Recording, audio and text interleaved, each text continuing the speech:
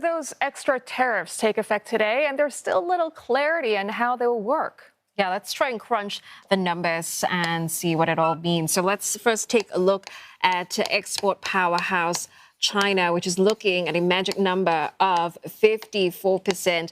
That is made up of the 34% reciprocal tariffs and the 20% levies on all items that were slapped on by the Trump administration early in response to the fentanyl crisis. So let's take the example of shoes, because virtually all shoes sold in the U.S. are imported from overseas. So let's take a pair of shoes that say cost $100. The pair of shoes coming from China would be $100 plus the 54% tariffs.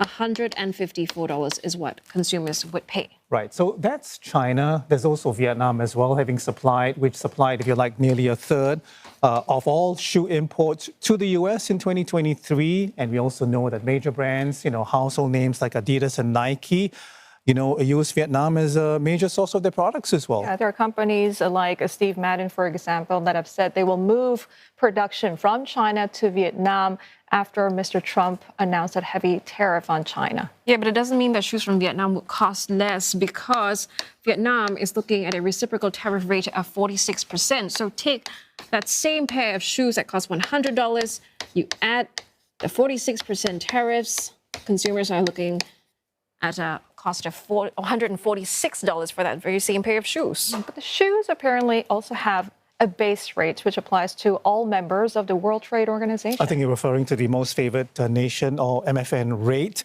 Now, that is the tariff that countries apply equally to all its trading partners. It's essentially the cornerstone of the World Trade Organization, and it's long helped ensure that no discrimination takes place among trading partners. Yeah, so the WTO states that the MFN rate for shoes coming from China is 10%, which means you're actually paying $164 for that pair of shoes.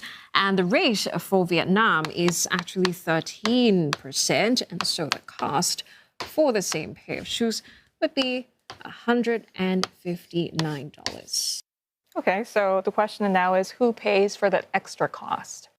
U.S. importers, they have to decide whether they should shoulder all of it, but that could significantly impact their profits. So it is highly likely that they will pass on some of the cost to the consumer. And let's not forget as well that President Trump wants to impose an extra 50% on Chinese imports. Yeah, you're very right. And so if my math serves me right, we're looking at $214 for that same pair of shoes. That was originally $100. Wow. Okay, so there you have it. Thank you very much for that, Liz.